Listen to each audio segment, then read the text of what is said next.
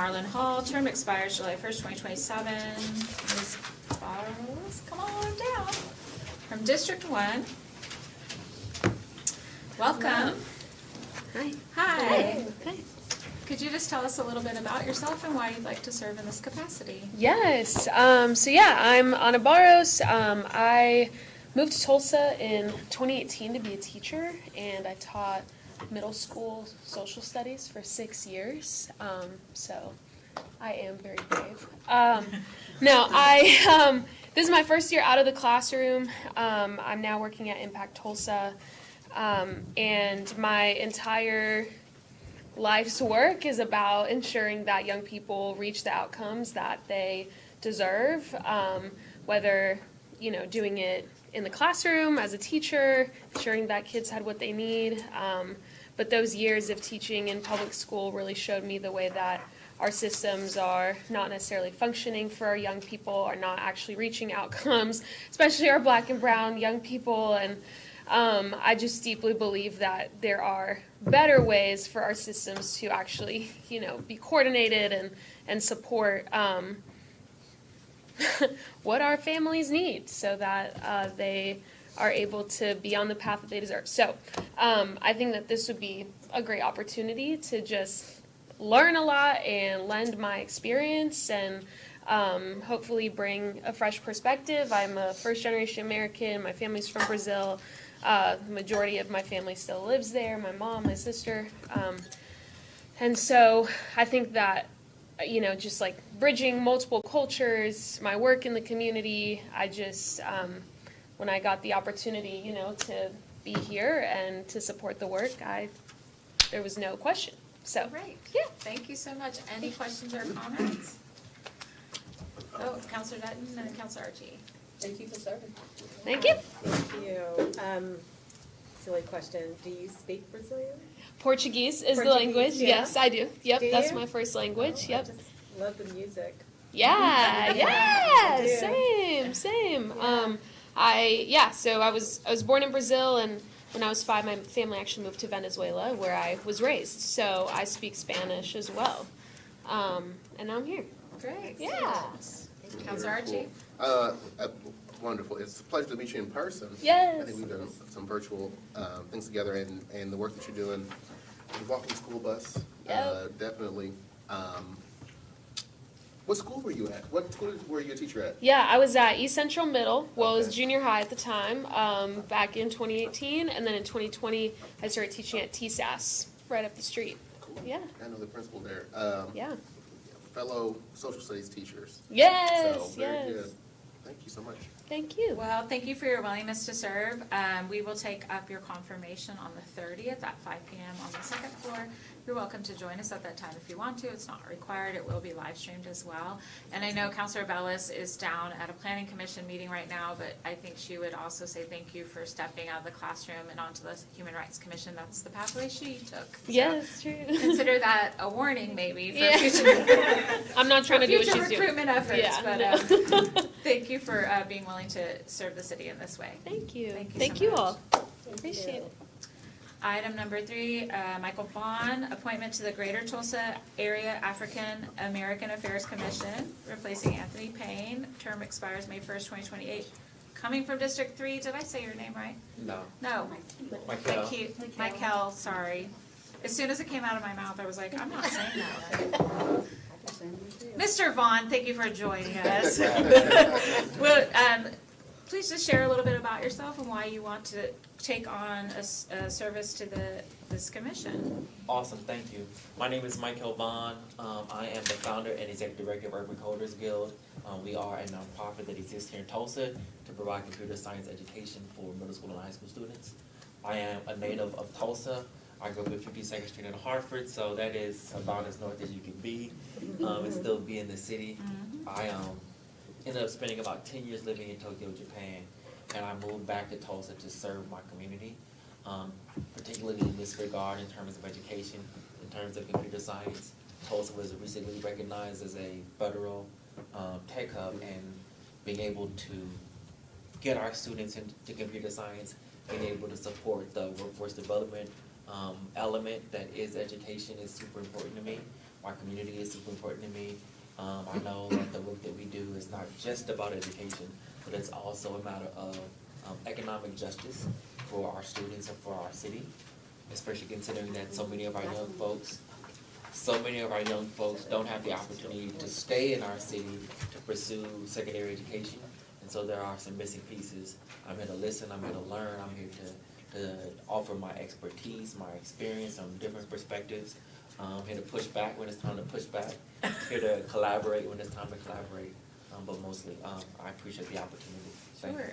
I have Counselor Bellis, then Counselor Archie. I just wanted to thank you for your willingness to serve. I love the programming that you do, and so appreciate that you stayed in Tulsa. I know you could just as easily go back to Japan, maybe, but I just am so thankful, especially what you do. Like, there's not always a lot of extracurricular programming that also helps put people on kind of more relevant career pathways, especially for junior high students. That's always a gap. Everyone wants to do cute little kids or high school kids who are grown ready to go, but nobody usually wants to touch junior high students, and I'm just really grateful that you've been willing to do that, and you're also bringing that kind of perspective that's both youth and career focused to this commission. I'm just, thank you for serving. Thank you. And also, if from serving, you end up with any suggestions or policy things that you think we all should know or be considering, please tell us, or, come spend time with us again, because we Okay. want to hear recommendations. For sure. Yeah. Mhm. Counselor Well, Archie? Counselor Bellis, we know that middle school, that's the best. It's the best, but not everyone feels that Well, way. Anna was middle school Yeah. teacher, I was, but, He just was down to Barrows. so from Tulsa to Tokyo, back to Tulsa. Yes. And so I'm sure we have a lot to learn. And I've not been to the African American Affairs meetings yet, but I've received the invitation, so I'm interested in becoming more involved in what they're doing as well. Are you all involved at Webster on the west side? Not as of yet. But we'd love to have some conversations. Not as of yet. We would love that. We currently have embedded programming at McLean and at Central, but we served at the pleasure of our school leaders. Right. And so That's if right. the principal invited us, or, if there was some other way that we could serve our Westside students, would love that opportunity. I love it. Thank you so much. Counselor Hall Herbert? Are you still doing the summer program? We are still doing the program. We are at TU. TU is one of, and you all know, it's one of the best cybersecurity programs in the world. And so we do have summer programs there. What about Dream Center? You're not at Dream Center now? We serve at the pleasure of our hosts, and so we'd love to get with Pastor Tim That means we came with Tim. and be able to go back to Dream Because Center. when I went, it was what, a couple of years ago, when I That was, went out there. that was a couple years ago. That was at Dream Center, That was at the Dream Center, and so, I couldn't figure out for the life of me what the hell y'all was doing. The coding stuff. Yeah, He teaches kids how to code, and I'm like, I'm trying to. it's a whole other language. Yeah, it is. So, they were building websites. oh, I'm sure they were. Yeah. Do you I have just programming didn't- I for just didn't middle-aged people Yeah, that yeah. just need But to? I appreciated it, because Yeah. those the kids were loving it, Yeah. and they were learning, Learn and some I'm of sitting up there like, I don't know what kind of education I was getting in the 80s, but. I appreciate you showed up to Lotus support. 1, 2, I did, 3, And the of kids course. remember. and DOS. Yeah, but it was. It was Lotus 1, 2, 3, Yeah. and DOS. Yep. Cobalt throwback. Make sure we got Phoenix over here. Yeah. But it's amazing what they were able Oh, to yeah. create in such a short amount of time. Yeah. I was amazed at that. Well, thank you for your willingness to serve in, sorry, Counselor. No, thank you Counselor for working in the technical field. I think it's amazing, just like Vanessa was saying, or Counselor Hall-Harper, how quickly kids are able to adapt to technology. Yeah.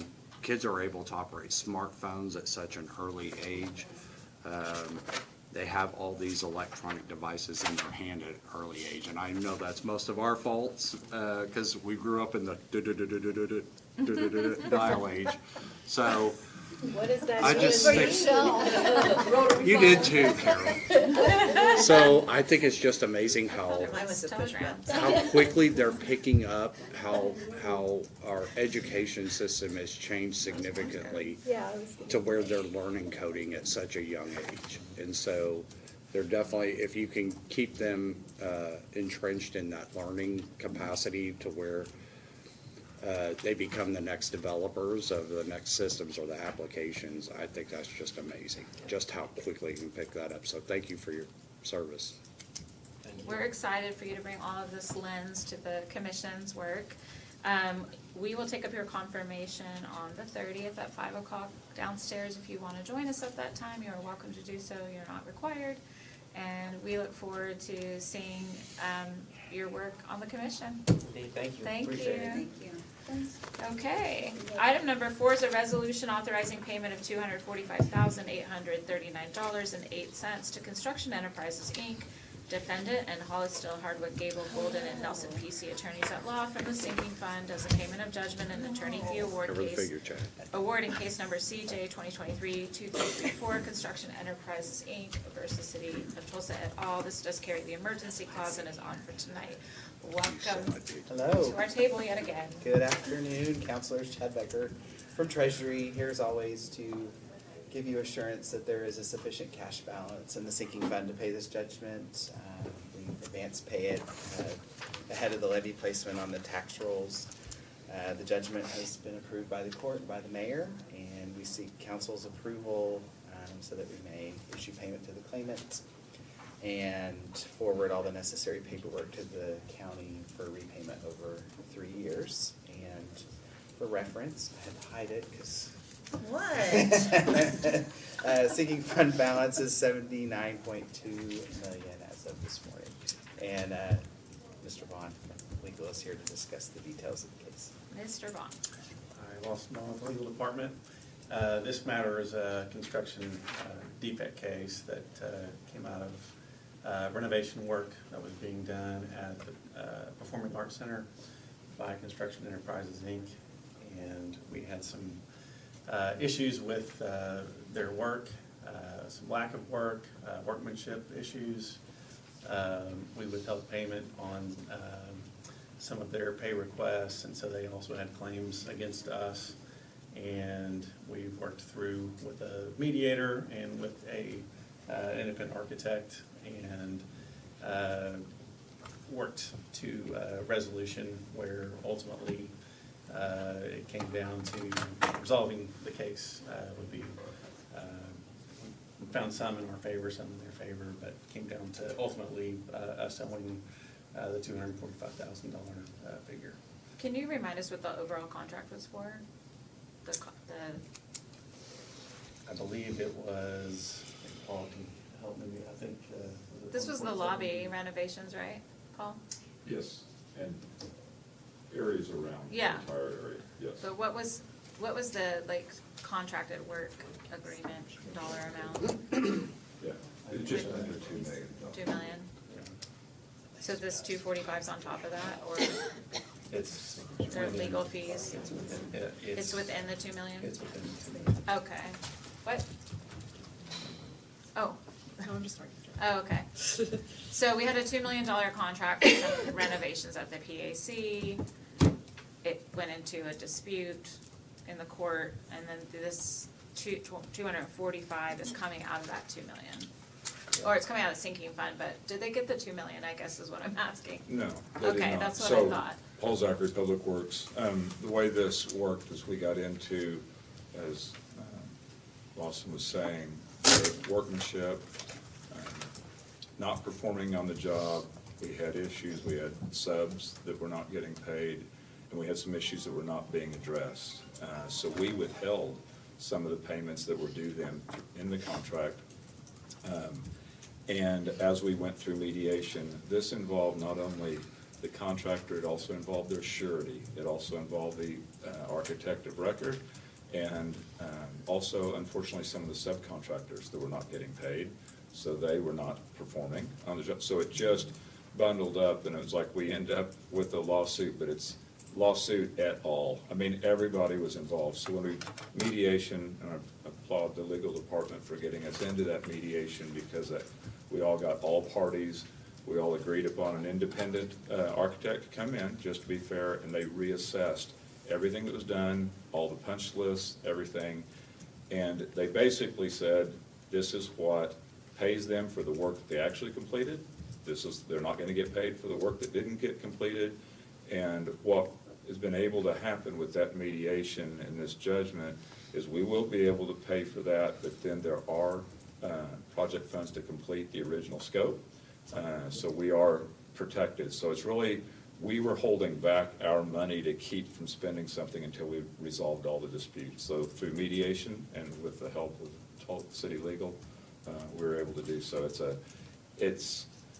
Wasn't necessarily expedient. It took a long time to it, but I think we came to a good solution, and it's everybody's, this is what they can walk away with and be made whole. And especially PAC folks, we talked with them before all this was settled out, and they were glad this is a chapter behind, but we have adequate funds to do what needs to happen in this and future projects. So Thank it's a good solution. Yes, thank you. Any other question? I see consternation across the board. Yeah, I'm a little challenged by this, just the wording that I hear, workmanship, people not being paid. Yeah, it's challenging for me, but obviously if this was the best outcome, appreciate it. We're spending $250,000 Especially- to yeah. save 1.75. Yeah, that's just the whole thing. What a deal. Anyone else? So the lobby's not done, but we're gonna find somebody else to do it? Yes, sir. Okay. There's available project funds to complete the incomplete work. These are monies that we were disputing, as we're not going to pay you until you complete some of these items. So it got down to estimates of what it will take to complete the work. Right. They got paid for the work that they did, and that's where we want to be. Out of the two or out of the sinking Out of fund? this Okay, 245 represents what was due them out of this settlement. so Us we still going- have the two for the actual We can go forward and finish, improvements. right.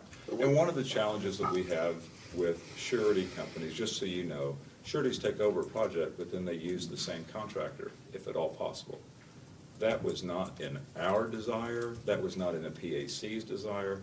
Lack of coordination with programming, that was a major issue. The on-off, but when a show came in, you're gone.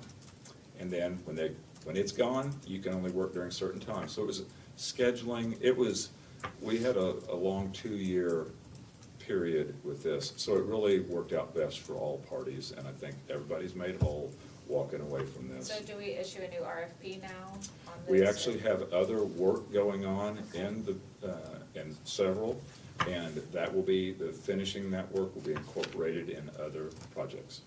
That are already contracted with other people. Or we'll be advertising to Okay. incorporate in future deals. We're not just giving that work away, we're gonna Got have it. to advertise it and bid it. But this just settled all the disputes, and Right. to me, most importantly, some of the subcontractors that are now getting paid. And maybe from a timing perspective, since they're gonna shut the whole place down, that would be the time to do all that to avoid the timing issues you were just mentioning. Yes, ma'am. Any other questions on this item? Okay. Item number 5, thank you. Resolution approving the 25-29 Consolidated Plan, Program Year 2025 Annual Action Plan and projected use of funds beginning July 1st, 2025 to be funded by Community Development Block Grant, CDBG funds, Home Investment Partnership Act Home Funds, Emergency Solutions Grant, ESG funds, Housing Opportunities for Persons with AIDS, HOPWA funds, authorizing the mayor to submit a final statement and to sign all assurances, understandings, and contracts associated with said grants from the United States Department of Housing and Urban Development, and in accordance with all requirements. Hello, welcome. Afternoon, councillors. Chris Williams with Grants Administration. This is just so like I think it was 2 weeks ago you approved the recommendation, so this is just the resolution to make that finalized. Did you have got a question? No? I thought you had your hand up, sorry. Oh, no. I have just a question. Are these funds yet to be received? Correct. So the latest rumor we're hearing from the NCDA is maybe May 15th. May 15th would be the award, We'll know our allocation. or the lack of award completely?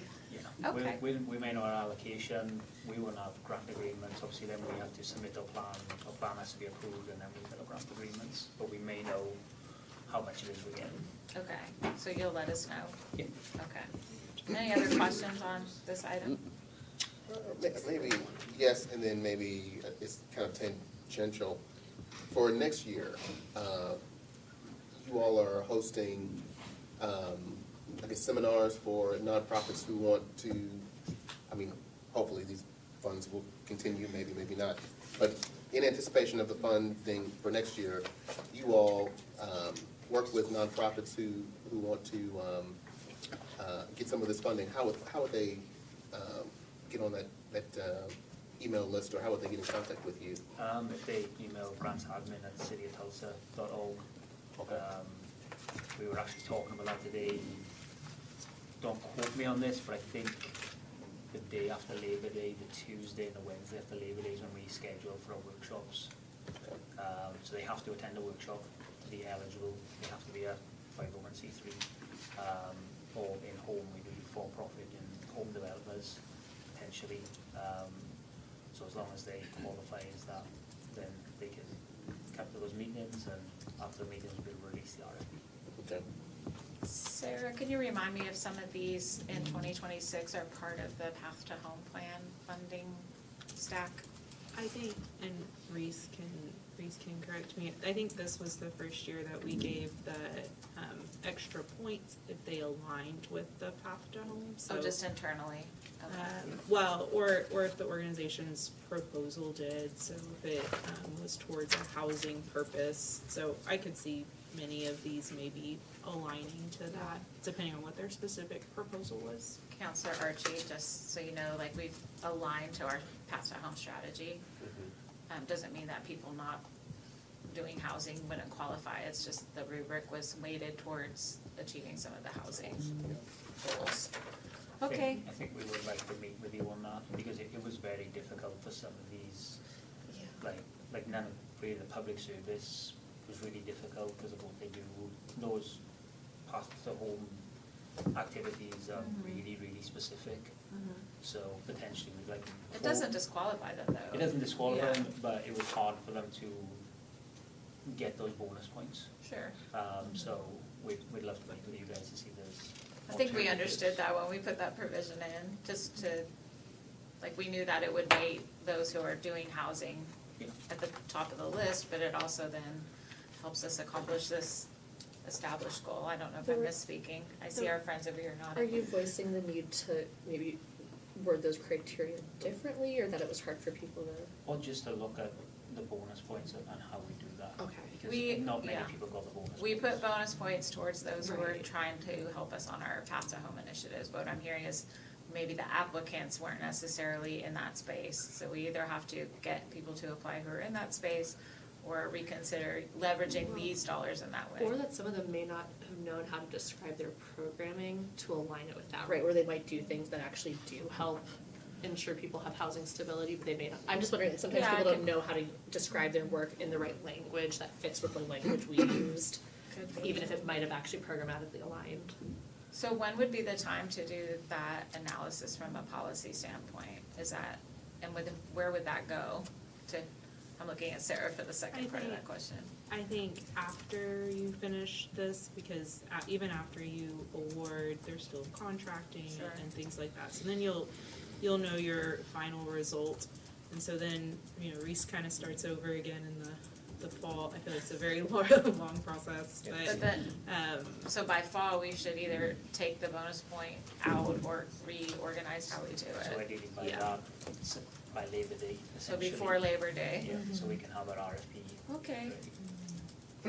We'll put that on I don't know, there is no task force, so I don't know where that would live, but we will be mindful that by August, you need to know what the applicants need to be ready to deliver.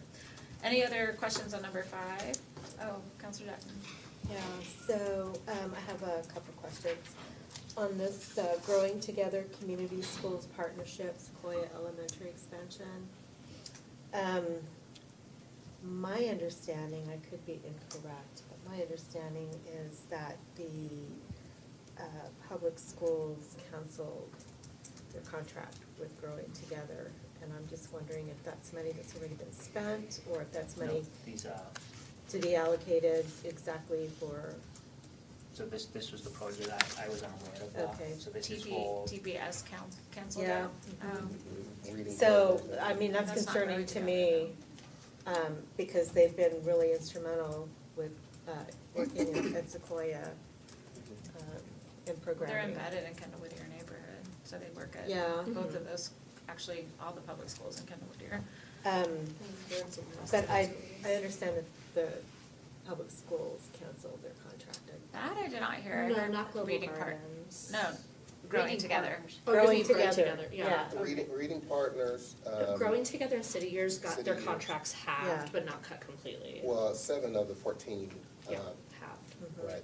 So we need to So, double check if what was yeah. cut is Sequoia. Yeah. Yeah.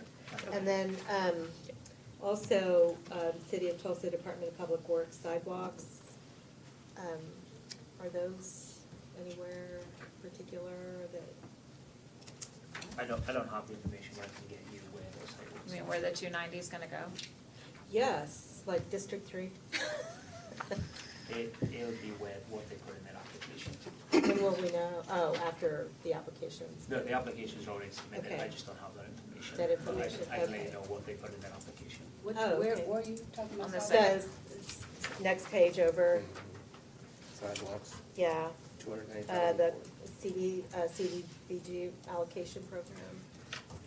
At the top. The 290? Mm-hmm. Okay. I know that's not a lot of sidewalk, but it's still sidewalk. Yeah, It's No, like one of one them- sidewalk. You know, I know they're one of those. is a One block sidewalk, worth one of is- sidewalk. Yeah. Show you what it is, yes, there's a backlog of needed sidewalks, Yeah. yes.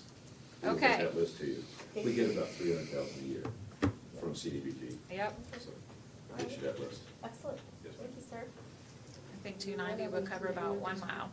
All right, let's move on to item number 6, if there's nothing else. License agreement between the City of Tulsa and Dale and Amber Forest for property located at 2441 South Owasso Place, Sunset Terrace addition for installation of a retaining wall encroaching on the street right of way. Department recommended denial, this is in District 4. Yeah, as a quick note before we get into the details, I thought for today it would still be helpful, like I wanted us to just hear and get this information from Paul. I thought about asking to pull it though. I am meeting with the involved parties. I think it's scheduled for next week at this point. We just It couldn't is. get it, yeah, we couldn't meet in advance of this committee item. No, I'm gonna meet with the people that are involved related to this. Yeah, so the vote's not till the 30th. No, yeah, that's why I thought it would still be good to discuss, but maybe prior to then, after I talk more with the neighbors, this might come back, we'll see. Sure, we have Just 2 one of those- weeks though from Yes, today. yes. I just wanted to name to Sure. folks that there was still some discussion happening, since I acknowledge that this is something coming forward with a denial, but I did want to have us all hear more about why. Tell us why. Okay, Paul Zachary, Public Works. It's kind of an odd that we ended up having 3 that came across this time for denial, one is being pulled. But this one involved the wall that you see up front, built without a permit. No permit application was made. It was discovered while under construction. They then submitted the application. It's built on top of the water line. So we have in. They didn't call 811? Oh, the I'm water line's just- not gonna This house escape. used to have a The big wall fence will attached. cut down. We'll tell them to come build a wall in Counselor Bingle's area. There you go. I got some places where they can put them. So we did, just so you know, as we get these applications, there's about 32 right-of-way occupants that we send out the items on. And we then inform the applicant, these are the objections that we've got, go work with them, go see what needs to happen.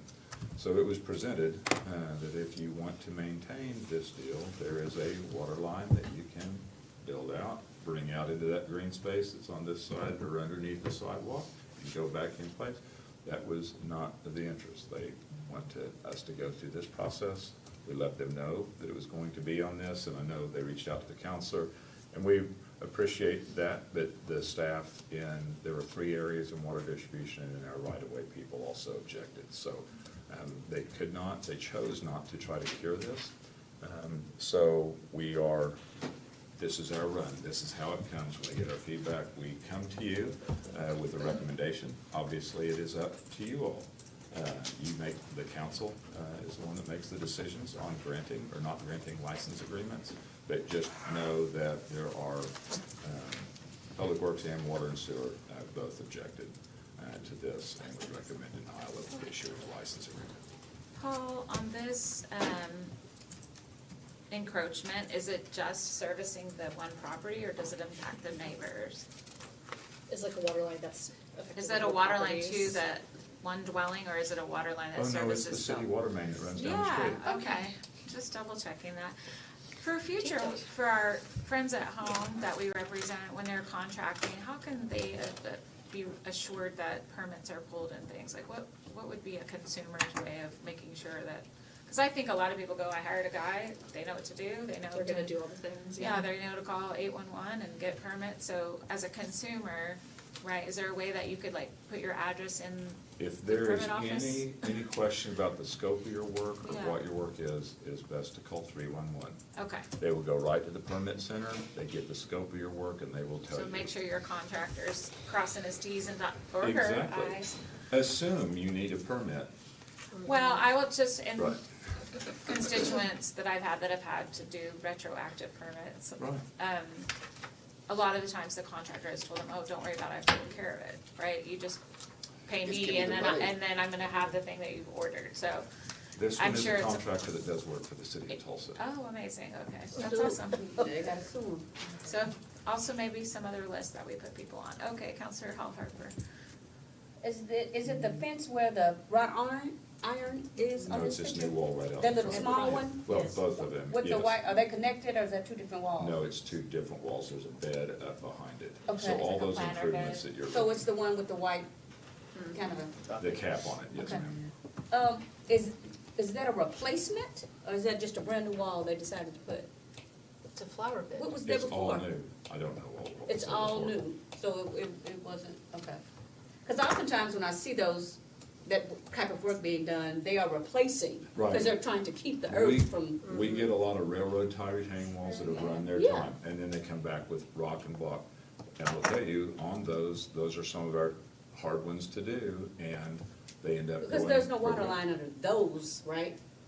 But sometimes. they There are do. sometimes ones that were under water lines. That long ago, okay. Yes, ma'am. So it's across the board. So we did not install the water lines underneath the wall, so. They were there first. Right. So it's just a matter of going through the process. So this is going through the process, the administrative process that the city has under our license agreements. And so this is where we are. So that's our recommendation, and we'll let the Okay. counselor So- meet with them, and, but they have been approached with how to resolve it, and it's been presented to them, and they've chosen not to this day. So I'm just checking, if we take action in 2 weeks or whenever it's deemed it's back on for us, our say is the final say, or then they can take it to court, or what is this is the first time I feel like we've had a decision like this before us. So if you deny the Yeah. the license agreement, well, by charter, that's the council's authority. So, I mean, they could take it to district court, but I think Okay, by so charter. there's it's- other remedies outside of our decision. Well, potentially, but I don't know that they have a very good case, but Right. since it's your decision. True. Okay, any other questions? Godspeed, counselors, on that one. So you talked about one Yeah, I option. do have one quick Oh, one. I'm sorry. No, No, go it's ahead, okay, Vanessa. Counselor Hall You Harper, talked then about Counselor one Michael. option of them moving, paying to have the water line moved Yes. in front of their Into the grass property. easement, yes. What are the other options, if there are Tear your any? wall down. Tear the wall down. Well, yeah, tear the wall down, is that it? Those are the two options? Right. If it had come in before the design, Yeah, we get that. they would have moved the wall. Yeah. It's the retro ones that are the most challenging. Got it. Counselor Can, Michael? can I ask a question? Can they elect to keep it knowing that you're gonna come through and tear it down to get to the water line some point? Way to steal my question. That's the Carol. license agreement, Though that though. would be costly for the city. The to- license agreement is if there's a water line break or any issue out there, you see there's just no access. They're in our right of way. We, Yes. Yeah, I'm I'd just say asking. clear their fence. Yeah. Clear it out But of the way. that's the license agreement, what you're talking about, you know, when he says, comes before us with the stamped driveways and things, when we agree to license that, we're saying, we agree, but you agree that they're gonna dig it up. If we dig it Yeah. up. So But in that's this what they're one, asking for, with the right? full extent, operations said this is beyond what they're willing to live Got it. with. Okay, that was my question. Yes, Counselor ma'am. Bingle's been It's waiting too- patiently. She stole my question. Counselor Bush did jump ahead of you. Yeah, no, so she asked the I've question that lost I control of the legitimately meeting. had It's your too. turn. Yeah, I'm like, in most of these agreements, we do Agree. that with the Yeah. understanding that, Well, It's not a hindrance. If we have, and I'm just gonna say, if we have a perpendicular crossing and it's isolated, we want people to utilize their property when they come out into the right of way. mhm. That's another thing. So in this one, even with the wall right behind it, and I can't tell you the exact alignment, I think it might be in here.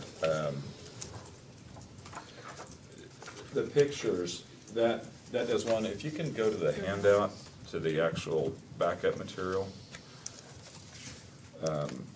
you can see the area, and since this wasn't, it looks like the old wall, we surveyed it in, and they gave the length. Yeah, see, you look at that, it's not just it's shallower as you head up the hill, but down here, it's like, it's not safe for our workers It'd be to be very around it, costly. and I believe all of this is somewhat new. So, The brick and the wrought iron, all of that.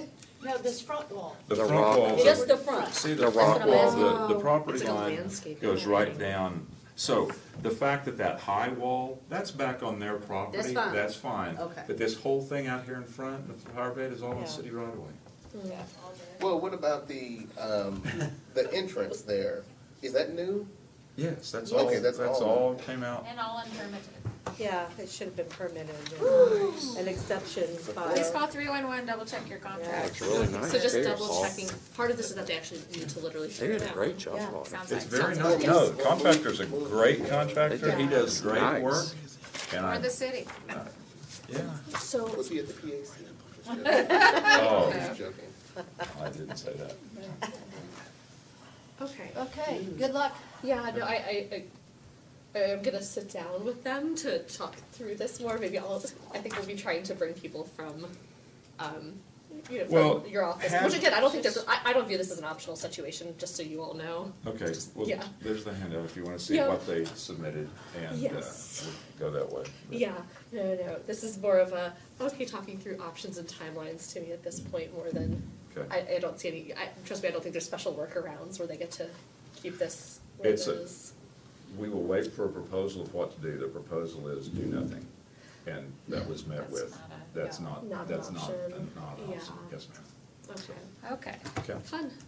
What a Yes, shame. sir. To item 5, real quick. back on item 5.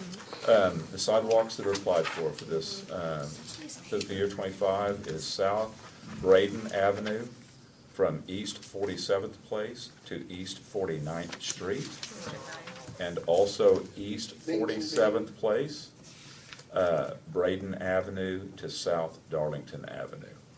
Congratulations. Can she give, but she Councilor. can give up, she can No, pass it along that's to not how her? these things work. That neighborhood deserve wants it. the sidewalk. As much as our constituency I of have the other counselors get neighborhoods to choose, that don't want that's this. not how it works. Womp womp. Data drives these decisions, so for that I'm grateful. But if you have areas that you know want sidewalks or have, and they qualify for the CDBG funds, there are census district things that will play to that.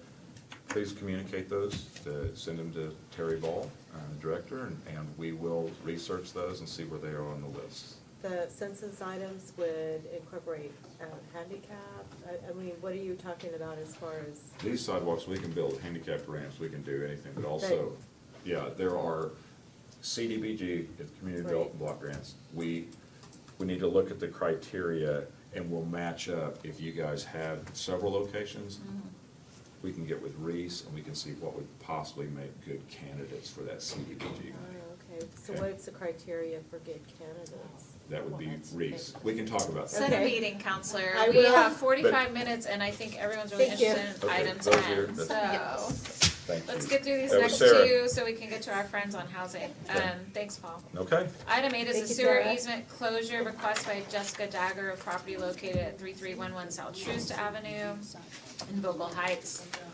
Department also recommended denial. This is in District 9. Yep. We're on number 8. Got it. Are we ready? Yes, there is CDBG. I'll see where it is. Paul, is this you? Number 8, the Yes, denial? ma'am, it is. Yes. In District 9? So this is also, it was submitted with the Vogel Heights, the applicant, incorrectly stated in their application. They made the application and said, since this sewer is not needed, they stated that the easement is no longer needed for public purposes. The request for the easement closure was reviewed by city staff and representatives of various commissions and private utilities with objections from our right-of-way group in Public Works, Sewer Operations and Maintenance, and Water and Sewer, and Wastewater Design. All three departments objected to the easement closure due to an active sewer line in C attachments, and we have all their objections. And the sewer line is about, I believe it's 8 foot deep, but I will say to these credit, they haven't built anything yet. So they're just asking for a closure, looking for possible expansion. In fact, it says in here, it doesn't really talk about what they were planning on doing. They just wanted to get rid of this easement. The easement, as the counselor pointed out, was actually granted back in 1937. The sewer has been there this entire time, and they were talking about the partial closure of it, and they wanted to, let's see, is it 5 feet? 5 feet for 140 feet, and it's 5 foot on one side of the fence, 5 foot on another side of the fence, and the sewer just runs right up through there. So this section, we are denying and this one is not, this is for an easement closure. This is not for a license agreement. This is somebody's requesting to close this. If they came in with a particular plan, and we have had this, if somebody was building a pool, building an addition to their house, they would be given an option on how they could realign a sanitary sewer or how to do that.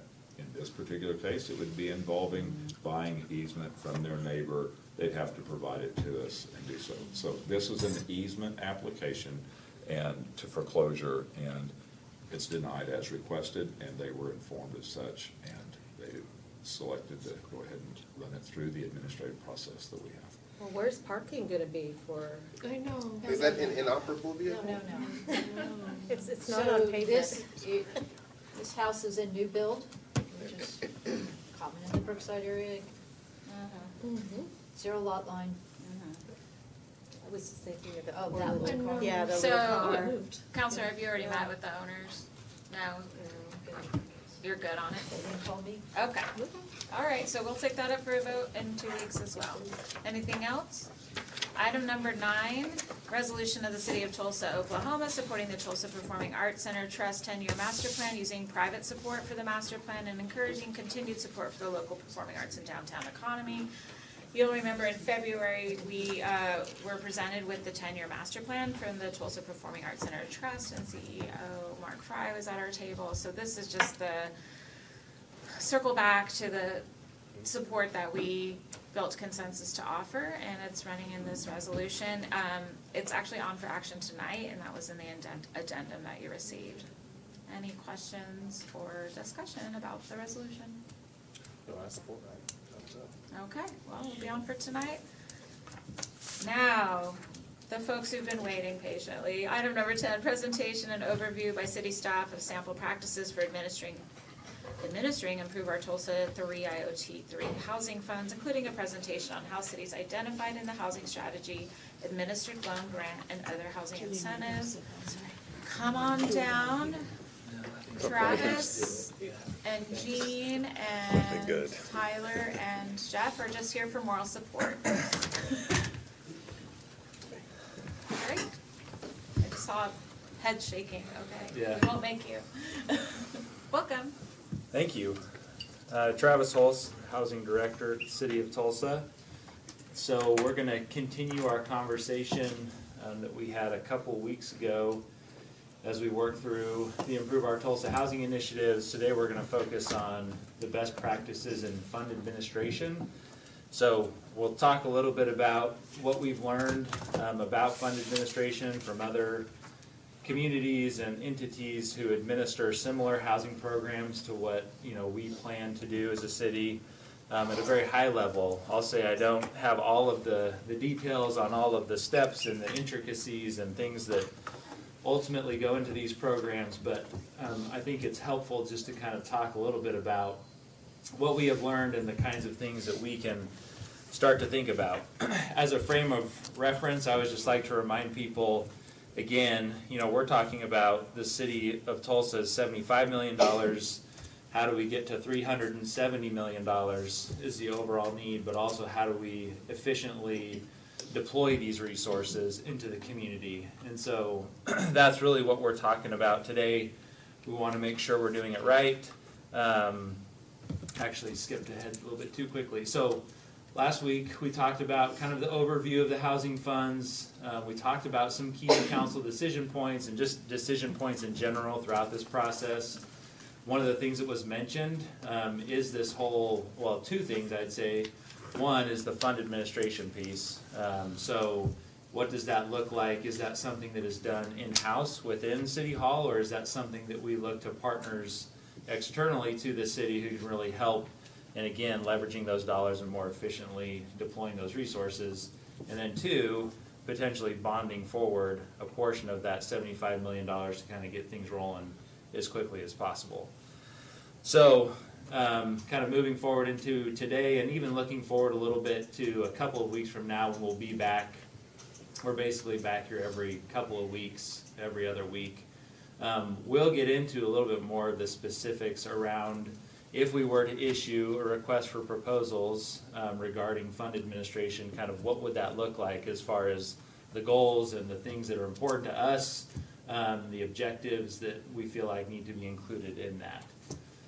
So just to give you a little bit of a sense of if we were to decide to go down that route, this is just a general kind of request for proposal timeline that happens. So anywhere from, I'd say, around 120 days, you're completing that process. Obviously you start with drafting the RFP, determining what are all of the elements of essentially what we're asking people to apply and propose to do for the city. Usually have about a 30-day to 60-day window. We evaluate the proposals. We kind of determine who's met the criteria. If there's more conversation that needs to happen, ultimately we're then selecting a particular proposal, and there's a lot of conversation and negotiation that kind of happens throughout that process. Drafting the contract and then ultimately signing a contract. I think the important part of this is, one, kind of just to say the process, yes, it takes time.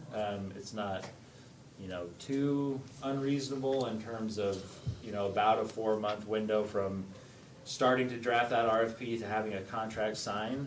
But there's also other things that we talked about last time, or we mentioned last time. We'll talk a little bit more in the coming weeks, which is we still need to talk about a housing incentive policy, and we also need to talk about and have the actual conversation around the fund appropriations.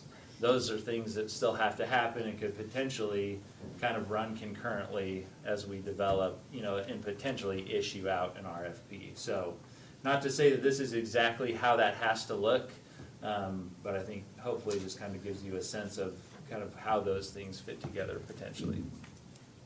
I did also want to mention, as a part of understanding the need within the community, you may recall that we put out a request for information, which was essentially asking developers in the community, what do you have project-wise that's kind of in the pipeline that you're looking to get done and could potentially utilize some of these IoT funds, and what does that look like in terms of total number of units, total number of dollars, and is it related to infrastructure? Is it an acquisition? Is it you need a grant, a loan?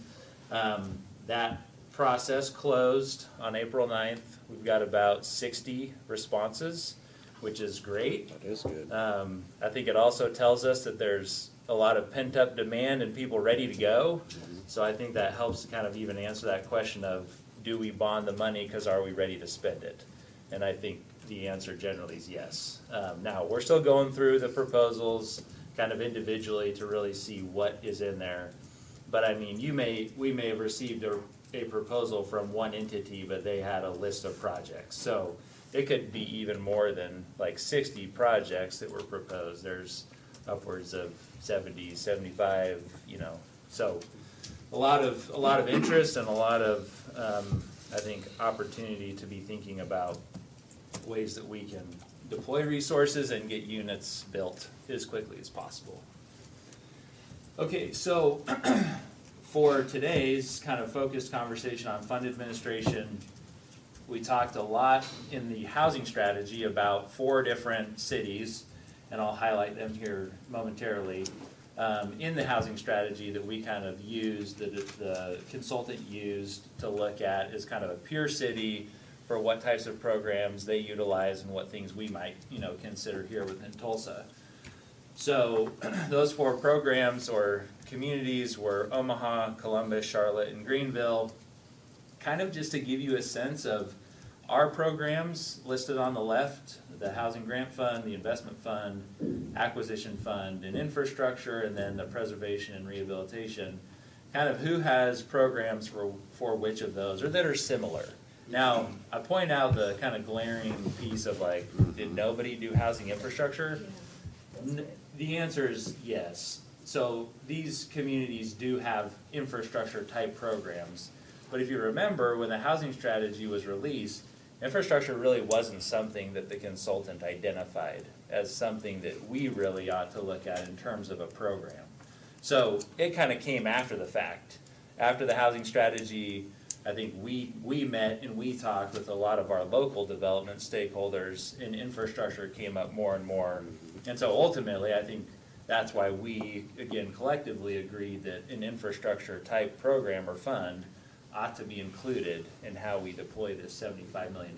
So not to say none of those communities do infrastructure programs, they very much do, but it just wasn't a part of what the consultant looked at as a part of the strategy. So we just don't have a ton of information about what the administration of those types of programs look like from the strategy.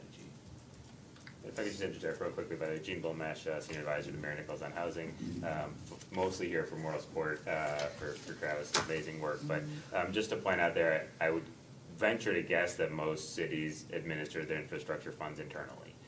That's not something that we think would be best administered by an external party, right? Infrastructure, we have public works and infrastructure departments and sewer and water teams who are doing that work. So I think that's kind of separate and apart from most of the other funds. It's a bit unique. Sorry. Absolutely, yeah, no. And that's a good segue, because I think one of at least the big takeaways in having conversations and following up with these 4 different communities, it's not an all or nothing thing. It's not you either administer all of it or none of it. I think there's a mixture and a combination, and I'll highlight that a little bit and what each of these cities have done. But ultimately, we're going to have to figure out what works for Tulsa. And what works for these other communities may not be exactly right for what works here.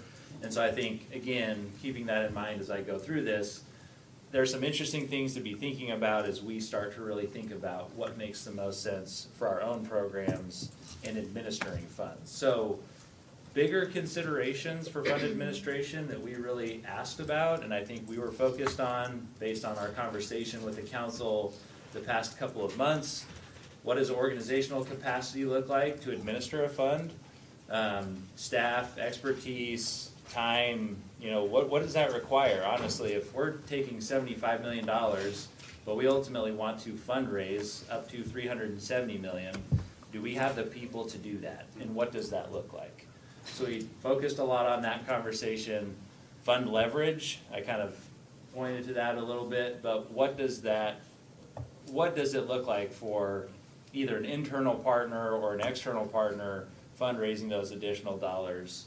But it also speaks to the ecosystem of the community. So we talk about, what does the city bring to the table? There's a lot of other partners within the community who certainly support housing and I think are very much interested in how we can all kind of come together to do that. So that's a part of that fund administration. It's not just accepting applications and giving out money. There's a lot more to it than that. We also looked at a lot of mission alignment kind of considerations. I think this speaks to how are we being accountable to these public dollars that were approved by voters coming through sales tax. How do we make sure that we're kind of balancing, I say competing interests, but kind of just understanding the needs within the community. How do we do that if funds are, I'll say, not in our control? And I don't really mean that we just totally relinquish control. There's a lot to that, and I think, again, we'll get into some of what the communities have done to kind of balance that a little bit. And then just overall flexibility. How can we be flexible? We know the market dynamics now. They're gonna change, I say tomorrow, the next day, the day after that. So we kind of devise these programs knowing what we know now, what happens in the future when we really need to kind of shift and evolve, and how can we do that quickly? So we're not having to go through, you know, the act of Congress, so to speak, to make all that happen. So these were the cities in the programs. One of the things that I wanted to highlight here is many of the programs that we've looked at are administered by a third-party entity. Those are the ones highlighted in green. There are city departments who do administer programs within a couple of the peer cities that we looked at, Columbus and Charlotte. Coincidentally, they both kind of rely on city bonds as their funding source that are administered through city departments. I don't want to say that there's a link to that in like the conversations we're having about potentially bonding dollars forward. But just to kind of point out, there's a variety of fund sources, different types of funds, whether it's loans and grants, and we'll get into some of these administrators, but this is essentially who we've been talking to. So since even going back to the 3H task force days, Councilor Decker Wright, Councilor Lakin, we sat in this room and had a lot of these folks come and talk to us and tell us about what they're doing, and we've now since kind of followed up several times to say, tell us a little bit more about what this looks like in kind of all the areas that I kind of mentioned just briefly. So I'll just kind of go through, I think each of these cities, again, a high level. Charlotte, North Carolina being the first one. I always want to point to maybe one just unique program highlight that I find interesting about each of these. So Charlotte, North Carolina, they have primarily, I say, two separate funds. They have an investment fund, and then they have a housing trust fund. The investment fund is private, the trust fund is public. They're kind of split 50-50 in terms of overall funding dollar amounts. What's interesting about them is that there's a very strong kind of partnership between the city and LISC, is the organization that manages the investment fund, to where they essentially have a shared kind of RFP process where people can come through one single entry point, submit their application, submit their project, and the city kind of public department and the LISC kind of private are both essentially getting in the same time and saying what makes sense. For this particular project, let's sit down, let's kind of figure this out together. So there's not separate RFP processes, there's kind of one joint process. Helps them to maintain more of an objective selection process in their opinion. That means they have to be kind of very clear and in those objectives as they release those RFPs. But something kind of interesting to consider as far as what we're doing and considering. I didn't mention this before getting into North Carolina, but most of the communities that we've learned from and we'll be talking about had these programs long before there was, I'd say, a housing crisis. The housing crisis as we understand it, right? So many of these programs existed several years ago. They started with smaller dollar amounts, and then as they've grown over time and shown success, they've gone maybe back through for a potential bond. I think Columbus is one of those that we'll talk about here in a second. So they've had time to kind of work out the kinks and figure this out, and I think we're essentially trying to learn from those and learn from what they have already gone through. Greenville, South Carolina, again, for those that were on the task force, I remember this being a really encouraging conversation. Greenville Housing Fund is the entity that administers essentially what is the Greenville Housing Fund for both public-private kind of mixed funding. The city and the county both contribute dollars to this fund annually. And one of the things that we've really learned from them is in order to kind of have that accountability and trust with the public, they have contracts with the city that essentially line out the expectations for those funds and what they want to see happen. So, speaking to kind of what I implied earlier, you're not just turning the money over and saying, good luck, I hope this works well. They very clearly have contracts that obligate, in order to even receive these funds, these are the kinds of things that we expect. I'm not gonna get into all the nuance, because one, there's a lot in there, right?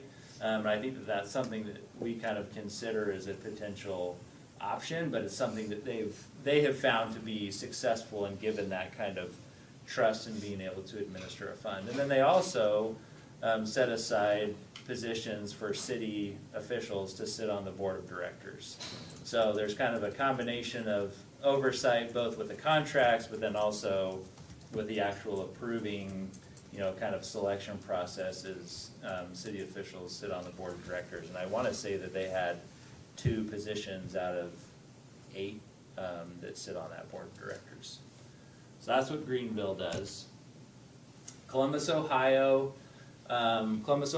so they also have both a city program, city administered program, and then also a third-party program. This is one kind of going back at least to 2019, started with a $50 million bond. I want to say they have since increased that quite a bit. Here recently, in 2022, they included another $200 million in their bond program. So they found success in the way that they were doing this. Interestingly about them, and thinking about kind of administering funds, they align a lot of their process with their low-income housing tax credit program. So they essentially put the burden on, they kind of put that administrative burden on the individuals administering the low-income housing tax program.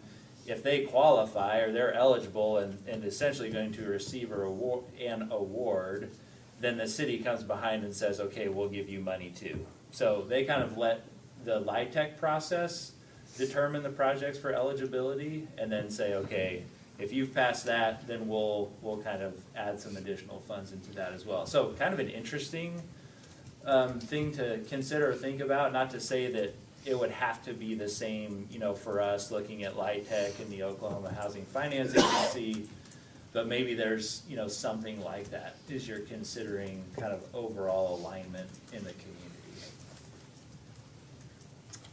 And then the last one, Omaha, Nebraska, similar in terms of a third-party entity that administers this fund, partly public dollars and private dollars. Most of their public dollars came from ARPA, and then a lot of their private dollars came from philanthropic donations. So I don't know if you all remember visiting with Front Porch Investments, Meredith Dillon there, who we've talked to a few times. But Omaha's done some good things in their first 26 million. They were able to produce that 860 units, and then they're continuing to add in more to that. They also have kind of a review committee process where they add in city officials to sit on that process as they utilize public funds. So some interesting things kind of being done there as well. So I kind of circled back to the program administration kind of considerations as that first slide that I put up in front of you. I really think that that's kind of the big question is, which of these make the most sense? So I'm going to skip ahead. Sorry, I'm not ending. If it'll let me, maybe it won't. So think about the different programs and funds we've talked about. So the grant fund, the investment fund, the acquisition fund, the infrastructure fund. I think to Gene's point, there are certain things that fit within the purview of the city to do. Infrastructure is one of those, and in fact, talking to Greenville, when we talked about these different funds, that was one of the first ones that they said, don't farm that out. That's a thing that if the city has a purview to put money towards infrastructure, just do that. I think another thing worth considering is our acquisition, potentially the preservation rehabilitation fund. We have programs that we administer at the city. I oversee those within the housing office. So like that's your home rehab and repair program. if there's an interest to continue to expand those programs, what we're already doing, but put more money towards them, you already have the people there, you already have the process, you can essentially kind of do that same work with what you have. So I think those are just things to consider as we're thinking about. Again, it's not an all or nothing kind of a thing. I think we've gotten to a place, at least in our conversations with a lot of these communities, to say that our recommendation would be to start to put together an RFP and to get something out there to say, here's what we want to see in terms of our public dollars being put out to good use.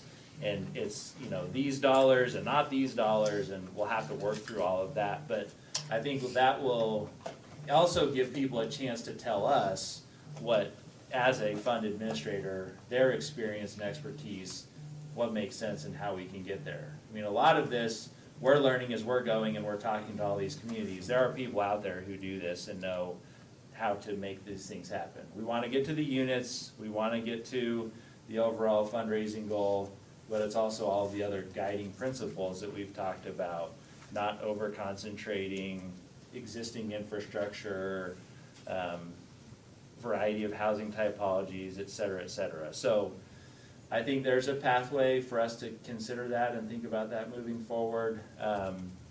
Happy to obviously kind of get feedback and thoughts now, and plan would be to come back next week and maybe even talk about that a little bit further. Can we go back to slide 3? Sure. You might have to tell me which ones. It's the timeline Oh, yeah. levels, that one. Is 4 months the fastest we can go? I think there's some urgency here, if we can go faster on some of these things, that I'm just gonna Yep. put that out. I think it's I think kind there's of people a, that are, like, they've known, we've been talking about it, we approved it, we know how many we gotta get done, and I think there's people ready to bid if we're ready to put some stuff out there. So I just wanted to ask that question. I have Counselor Bellis and Counselor Bush. Yeah, no, I'm glad you mentioned that, because I know this is something that's been in the conceptual works for a while. I'm thinking about, probably at this point, over a year ago, what is time though, being part of the housing strategy leadership roundtable, and that a lot of the discussion kind of leading into this was, what's that trusted space that those dollars can sit, that, per all the points you've made, that government can have trust in and put those parameters around through RFP and contracting processes, but also community members have trust and faith in, and that there was likely the need to establish or create some kind of new repository for that. So I can understand if the delay potentially is that what the structure of that looks like. I think it sounds like there's things that have been obviously built up. I'm thinking about, I know there's Housing Forward. So I did just I was curious if that was part of kind of this timeline piece here, is that it's like, oh, we're putting out an RFP, is that for certain existing entities that we're all aware of? Is, are we also trying to maybe create or do something a little bit new? And I'm kind of curious about where the CDFI factor falls into some of this. Would that be potentially the same entity? I just wasn't sure about what you all see as best practice, or I couldn't tell where some of that paired with these organizations. yeah, so I didn't point out, but I'd say yes to kind of all of what you're reading between the lines. I mean, Yeah. there's examples of the communities we've talked to where a CDFI entity is that entity that's doing that fund management support, so yes, it could be. Mm-hmm. We haven't identified a particular entity that we think, they're the one. And that's the beauty of an RFP. You put it out, you say, this is what we want, tell us how you're gonna do it. And if we don't like it, no, we're not gonna move forward, kind of a thing, Do we so. have to take 4 months to do that? No, so Okay. to answer your question, no. I would say a lot of the you have to give time is that application Sure. window. Beyond that, I mean, as quickly as people can move, we can move. I saw the residential care center RFP went out, and it's a pretty short turnaround, because we've been talking Yeah. about it a long time. Yeah. I have Counselor Bush, then Counselor, oh, sorry. I'm go still ahead. going. And Counselor Harper. And then Harper, yeah. But I'll try to be expedient. No, that's helpful, including about the timeline. I'm also curious relative to starting to be able to raise dollars.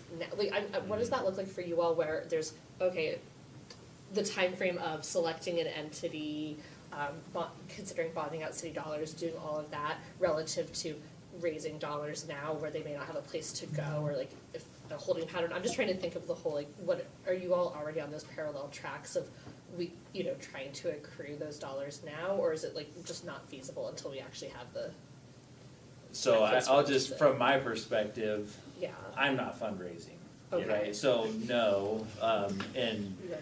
whatever, Yeah. so no. Okay, I think to supplement that, I think that the third party, Yeah. assuming we go this route, assuming that's, the desire in this room, I think the third party is the best entity to do that fundraising. And I don't think a third party is gonna be trying to fundraise on the city's behalf without a contract. Of course, So of I think course. the sooner the Yeah. better, That makes sense. and I think from my perspective, I think any third party fundraising is gonna be better, is gonna have better success when they have either the commitment from the city or the actual dollars from the city, right?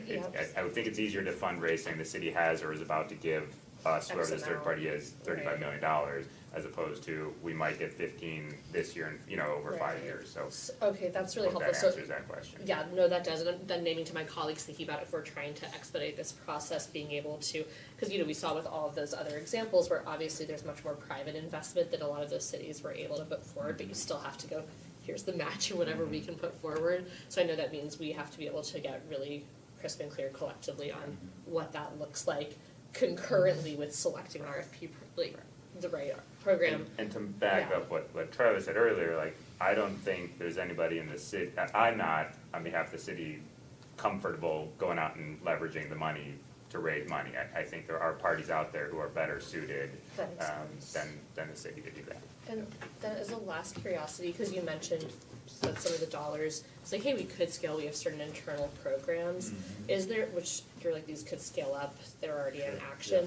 Is there a look at if it would potentially be more efficient for them to then go be embedded externally? This is just a curiosity, like if there are efficiencies to those being embedded wherever this all lands, or are you seeing what we would put out an RFP for as being solely about the financing side of things, or could it also have a programmatic arm too? I just was kind of curious if there's that element of, because I know obviously it sounds like it might be kind of collective impact, collaboratively coordinating across a lot of programmatic areas where we're allocating funds. I just wasn't sure if it itself was directly potentially gonna engage in that kind of programmatic element. Yeah. If it really was specifically financial. It's a good question, so it sounds like a Counselor Lakin type of a question. That's a great question, that a man. different Fantastic question? question. So, Yeah, okay. no, like, Amazing. so, we talked a little bit, I think, in the task force about like the whole efficiency and, the city has some programs, but there's also other partners who have similar programs. Yeah. We really haven't spent a lot of time looking at that yet. Okay. And that's why I kind of proposed is like, this is a thing we could do, like if our programs, I know they can be expanded, but, so to answer the question, we really haven't looked at that kind of efficiency piece. I think the door's open to kind of what that could look like with the 75 million. Okay, And that I'll makes. just add to that, I think what we're thinking on the third-party administration is more on the developer side, the loan fund, the grant fund, the investment fund, as opposed to the preservation and rehab is more individuals, and I think that's what the city already has framework and infrastructure around, not to confuse infrastructure with infrastructure like administrative infrastructure as opposed to like Scaffolding. water, sewer, and Sure. streets. So I think from, on my perspective, I think starting, like, maybe we find in our third party and we love them, and they're amazing, and they're doing great stuff, and maybe at some point we move over what we're doing internally to them. But I think from my perspective, I'm initially thinking of some third party on the developer side and keeping what the city's doing on the city side if we decide to fund that. That makes That sense, makes okay, sense. thank you so much. Counselor Fish? Back to infrastructure, Which one? Which the one that I've been preaching about since December 3rd. So water, sewer, streets, and I know the 75 million, I think we had 25 million. Yep. It's like giving you a nickel and say, go buy toilet paper, so it doesn't really go very far. And I know that especially in my district, it's not that we're opposed to, building and adding more doors to it, but with the aging infrastructure, has anybody looked at the cost of that? You know, like right now, I've got an apartment complex that's going in at 31st and Yale area. We have a huge water sewer street issue with that development. Trinity Woods is also expanding. That's an aging infrastructure area. Developers are, I mean, the cost of them doing business for them to rehab it Right.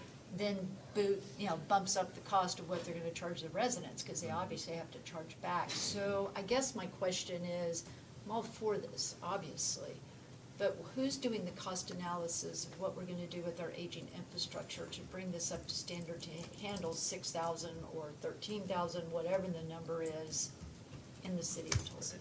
I think to speak to the $75 million and just kind of what we're talking about, Yeah. fund administration, I think that our public works and water sewer departments, they have a better handle on kind of answering the questions of a site-specific condition, capacity, all of those kinds of things. I think that speaks more to a potential future conversation around the incentive policy itself.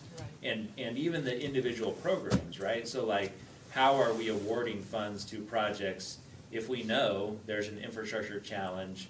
That becomes a part of essentially what we evaluate projects on and whether or not they receive funds. So I think that's still kind of something to come for projects specifically that receive funds, right, through the 75 million. But to answer the question of a much broader scale, how are we as a city looking at infrastructure more holistically, I couldn't necessarily answer on like the, really what probably public works and water and sewers. Yeah. I can add a little bit to that, that we're having internal conversations with Public Works and Water and Sewer about what are the needs and what are they seeing and what existing capital plan, right? Cause they're planned out years in advance of, this, and that may change, right? And so we're starting that conversation of, if we have $25 million, what does that do to your plans, and are there things that speed up, or are there changes that we need to make and pivot? And we're also kind of looking at that historically, how the infrastructure has been funded, user fees, and whether that's the best way and whether those numbers are correct. And I just looked yesterday, there's a study of 13 comparable cities and where Tulsa lines up in water and sewer fees, and so we're starting those conversations kind of simultaneously. Yeah, and for follow-up, sorry. No, go ahead. In talking with our department heads, it's years of neglect, so we're not even at ground zero without adding additional housing. And I know they would love if all of IoT was all infrastructure to get us caught up, and so I hope as we're looking at this that we continue to have those discussions, because especially in my area of town, I mean, that infrastructure was built in the 40s and 50s. As you go further north, it's even worse. And then you've got areas, like your area, who has none. So you're gonna have to carry the lines out there. So it's a huge substantial cost. And if that is all, if these people are all saying that's something the city should really focus on and leverage the private funds, which I totally get, because that should be what we're doing, that's our core services. I think that conversation needs to be joint as we're looking at this, so that we don't continue, if this is ground zero with water and sewer, we just don't keep doing this. We need to somehow get to ground zero. And that's kind of what I was getting at, like, so one of the guiding principles for these funds is really focusing on those areas that have existing infrastructure and capacity, and so I think that has to be a part of evaluating, especially when we're starting to deploy resources. Right. Otherwise, we're just gonna spend all of our money on infrastructure, which is maybe okay, but I'm just saying, if we're thinking about how do we get units online, I think that's where we really start to think about the incentives and the programs around the dollars themselves. Sure. I would just hope that we have a good idea of what that monies looks like for the infrastructure as we continue to stand this up. Because I think this going is forward, we need to balance maintenance and new construction. And that may not have always been done in the past, and obviously we can't go backwards, we can just try to do just that go going forward. Yeah. So we're having those conversations and trying to figure that out. Okay, thank you. Other people know way more about it than I do, Well, but, public works folks. All I'm So hearing from is my we're relying on that. constituents that are all developers going, we can't do this. Counselor Bush, some of us had a recent discussion with streets and stormwater on PCI and They shared with us that they do layer in all of the different maps and timing and project, cause I asked the same question, like if we're gonna go build housing. So you might ask, Paul and Terry and Eric. They've got some kind of layered system, and that might also help us focus these project places. I have Counselor Hall Harper, Counselor Archie, and then Counselor Bingle. As far as the RFP, is there a committee who's going to be reviewing the submissions and selecting? I would say we haven't got there yet. Yes, there will be a committee. We'll put together folks from internal staff, and if counselors want to be included or counselors want to represent people to do that, there will be a committee. We just haven't got that far yet. Yeah, I was just gonna say, don't forget the council. Thank you for that. I don't think we'll let them. Counselor Archie. Yes, so not the RFP, but the RFI. Yeah. You said there's 60 kind of that have submitted proposals. Maybe you don't have the answer for this. I'd be curious if you could correlate and see from these 60 proposals, how many units potentially could come out of those proposals, but. We're not there yet, but Right. we will be. Well, oh, for Yes. sure. Yeah. This is just a baseline question, just me trying to understand. Home builders, contractors, or developers who are not part of the 60, they would have the opportunity, once we select, whatever path we choose, and once the program is built out, they will have the opportunity to come under that program and execute their projects. That's kind of what we're talking about. Yeah, so the RFIs wasn't a requirement, it's not a prerequisite to anyone ultimately who could potentially receive a fund award. Okay. So it was really just to kind of get a better understanding of what's out there, project-wise, like who's thinking about doing housing and what are some of the, like, units and, those things. For sure. So, yes, once funds are available and programs are online, that RFI was just kind of a, tell us what you know, not a requirement. So if anybody didn't apply or didn't know, they'll still be able to.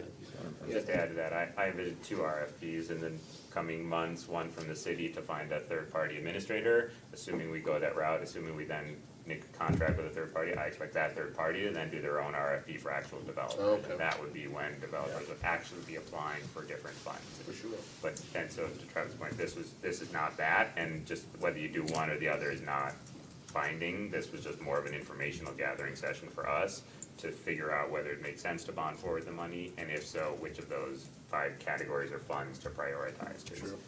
So, yeah. No, very, very clarifying, and I just think about in my own district, which is District 2, Carbondale, Red Fork, I see blighted properties, I see empty properties, and so, there is opportunity. You said some of those cities manage that sort of renovation maybe more internally, but, depending on which way we go, there's a lot of potential for some of our smaller developers to get a few of those properties, turn them into, housing. Absolutely. Yep. Counselor Bingle. Yeah, I just certainly want to keep at the forefront all of the properties that we already have that can be rehabilitated, that we don't forget about that new builds aren't necessarily the top priority, because there are units we can build out of current existing structures, and that Wyndham, every time I I got a drive, whole I hotel. know. It's already been rezoned. Every time I drive by it, it just makes my stomach turn. So I want to make sure that we're prioritizing those as well, where we don't have to make those significant investments. So I don't want to forget about that, because like Counselor Bush said, infrastructure is always going to be hard. There's some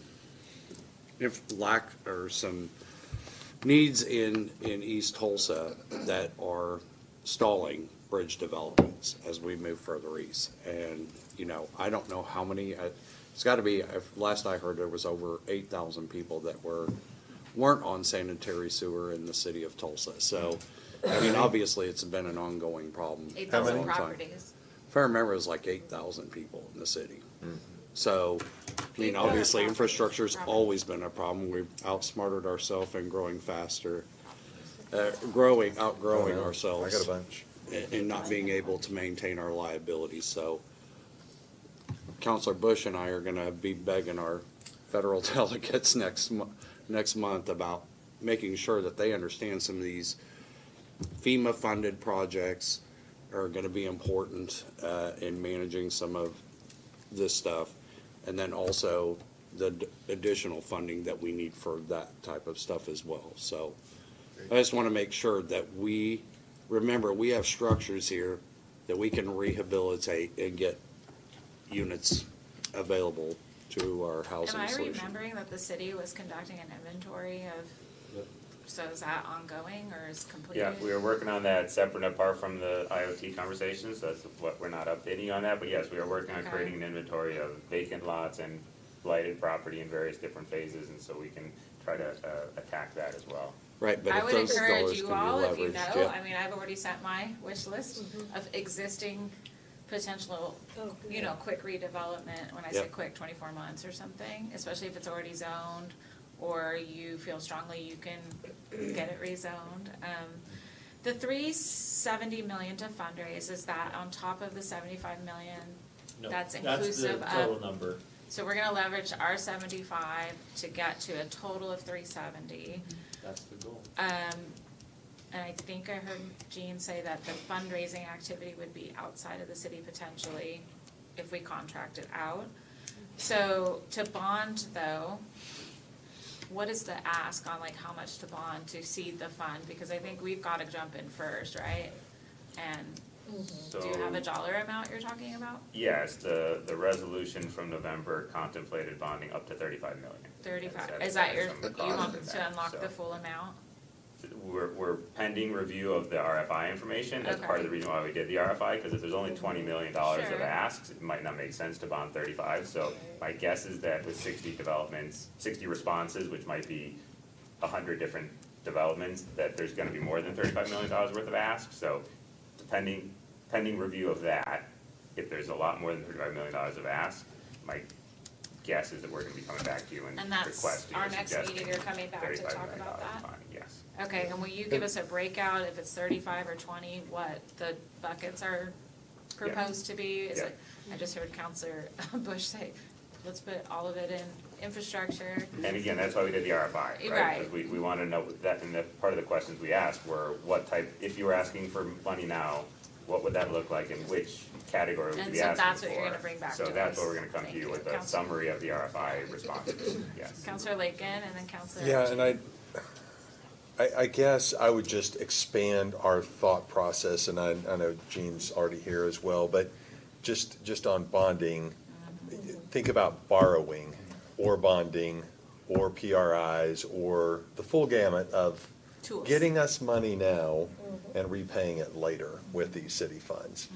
Because we do live in a very charitable community, and I can't remember the way this goes, but if it's bondable, it's bankable, or if it's bankable, it's bondable. Maybe it goes both ways. I'm not a banker. We are exploring But- many funding yeah. options. Yep. Counselor Archie? Yes, so yeah, I'm gonna get a list of those vacant, get you all a list of those vacant properties and lots. This is a question I'm curious about. These third parties, they charge to do this service. How much do they charge to provide these sort of services? So that depends, and part of the benefit of a request for proposals, a public competition, is we hopefully, we get the lowest number, right? Because they're gonna be competing against each other, and they're not gonna know what other people are gonna be providing, so they're gonna somewhat come in low. But it's typically, I would imagine it's a percentage of money under management, like, if we invest with, I invest with Merrill Lynch, and so they charge me a fee for how much money I have with them. So it's gonna be something similar of a percentage of the amount that they're holding, and then probably a separate fee for the compliance administration of the money out the door. So I don't know those numbers yet, but hopefully that competitive process will get us the best numbers, and as part of that competitive process, we can go back to people and say, we like this part of your proposal, but your cost was too high, so can you lower it? We can negotiate. Okay, well, we are 3 minutes over time, yes, Can I ma'am? just wrap up real fast on next steps for this?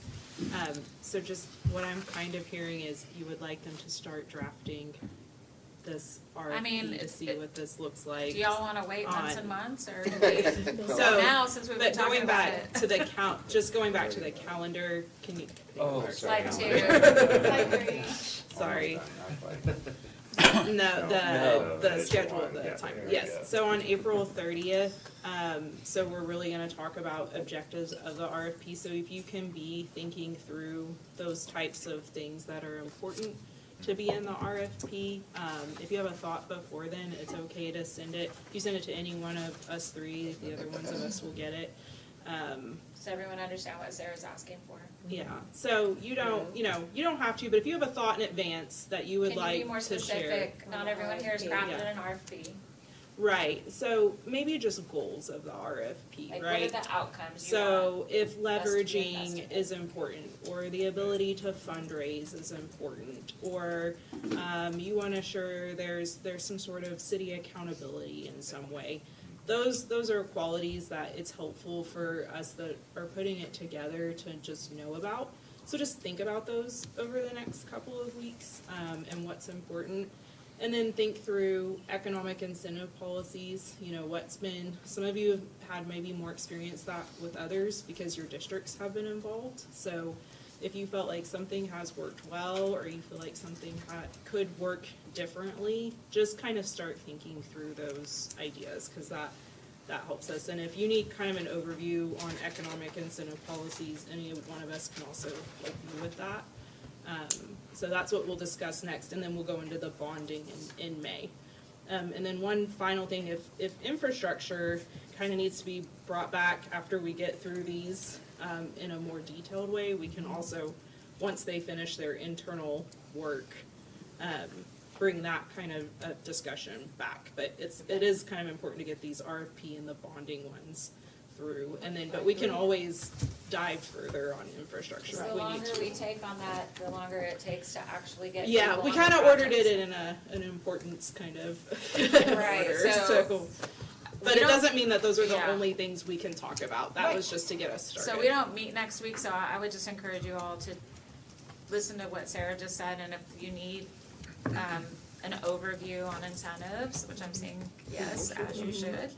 And then for those of us who are a little bit more experienced in this, the things that we wanna learn from past programs that we've done, that we wanna make sure moving forward, because this is gonna be a long-term thing, and it's easier to bake it in the beginning, but also not bog it down so that we're still talking about this in 2 months and still not with an RFP that's gone out. Yes, Counselor Bush? No, let's go. Oh, you're agreeing? Let's I go. agree, move. Housing Get to forward work. Do now, it. okay. So now we are 7 on minutes to over, budget. but I'm gonna adjourn this meeting and let's give the staff and everyone a chance to Oscar reset Powell. and regroup. Is the 4 o'clock a lot of stuff? Could we take like 5 or? We Good do job. have.